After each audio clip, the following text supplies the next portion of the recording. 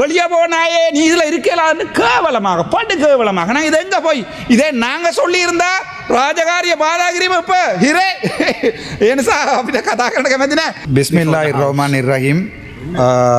மதிப்புக்குரிய பிரதி சபாநாயகர் அவர்களே, இன்றைய தினம் நான் கதைக்க போகின்ற விடயம் வடக்கு மாகாணத்தில் மொத்தம் 33 லட்சம் மக்கள் வாழுகின்ற வடக்கு மாகாணம். அதை பார்த்தீங்கன்னா மன்னார், அதே நேரத்தில் கிளிநொச்சி, அதே நேரம் முல்லைத்தீவு, வவுனியா, யாழ்ப்பாணம், இந்த 4 பிரதேசங்களையும் இருக்கிற மக்கள் தொடர்பான பிரச்சனை உங்களுக்கு தெரியும். இதில் என்னுடைய நண்பர் அண்ணா எங்களுடைய நானா காதர் மஸ்தான் அவர்கள் பிரதிநிதித்துவப்படுத்துகின்றது வன்னி, முக்கியமாக முல்லைத்தீவு, மன்னார் மாவட்டங்கள். அதே நேரத்தில் எங்களுடைய மதிப்புக்குரிய பாராளுமன்ற உறுப்பினர் செல்வமடக்கலநாதன் வந்து பிரதிநிதித்துவப்படுத்துகிற மன்னாரில் இன்றைய பார்த்தீங்கன்னு சொன்னால் அதில் வாழுகின்ற மக்களில் 50,000 குடும்பங்கள், கிட்டத்தட்ட 1,10,000. அந்த மொத்தமாக வடக்கு மாகாணத்தில் 1,10,000 மக்கள் அல்லது 50,000 குடும்பங்கள் தனியே மீனவ தொழிலை வாழ்வாதாரமாக கொண்டு வாழுகின்ற ஒரு சமூகம்.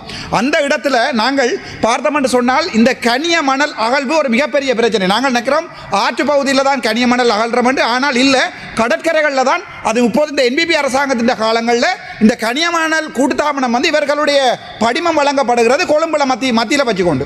ஆகவே அங்கே மன்னார் பகுதிகளில், முல்லைத்தீவு பகுதிகளில் முக்கியமாக இந்த கடல் மண் அள்ளப்படுகின்ற போது இந்த கண்டல் தாவரங்கள் மிக மோசமாக அழிக்கப்படுகின்றன. அதை விட எங்களுடைய செல்வனனுடைய கதைக்க வேண்டிய விடையும் அவருடைய டைம் இல்லாதபடி எனக்கு அவர் சொல்ல சொன்னதை நான் சொல்கிறேன். மன்னாரில் இன்றைய தினம் விவசாய திணைக்களத்தினுடைய திணைக்களத்தை மன்னாரில் இருந்து வவுனியாக்கு இடம் மாட்டி இருக்கிறார்கள். நீர்ப்பாசன திணைக்களத்தில் இந்த நீர்ப்பாசன திணைக்களம் என்றது மன்னாரில் தான் அதிகூடிய விவசாயம் செய்கின்ற இடம். ஆகவே நீர்ப்பாசன திணைக்களம் அங்கிருந்து மாற்றப்பட்டது மன்னார் மக்களுடைய ஒரு மிகப்பெரிய ஒரு அடிப்படை மீறலாக தான் நான் பார்க்குறோம். அதோட பார்த்தீங்கன்னு சொன்னால் இப்போது மன்னார் மண்ணில் காற்றாலைகள், எத்தனை ஆயிரம் காற்றாலைகள் கொண்டு வந்து திரும்ப நடப்படுகின்றன. அதை கதைக்க வேண்டிய அந்த சமூகத்தில் இருக்கிற பிரதிநிதித்துவப்படுத்துகிற உறுப்பினர்களுக்கு கருத்துக்கள் வழங்கப்படுது. இன்றைக்கு பார்த்தீங்கன்னு சொன்னால் பரிசர அமைதி இருக்கிறார், ஆனால் எங்களுடைய அமைச்சர் சந்திரசேகர் இதில் இருந்தவர்களும் ஓடிட்டார். நாளைக்கு என்ன நடக்கும்னு சொன்னால் ஜப்னா கிளிநொச்சி டிசிசி மீட்டிங்கில் நான் போயிருக்கிறதுல வெளியே ஓடு ஐயோ என்று கத்துக்கிட்ட ஒரு நிலைமை தான் எங்களுடைய அமைச்சருடைய நிலைமை. ஒரு ஐயா ஒரு விஷயத்தை கேட்டா ஐயோ இது யாரோ களவெடுக்கிறாங்க, யார் களவெடுக்கிறாங்க,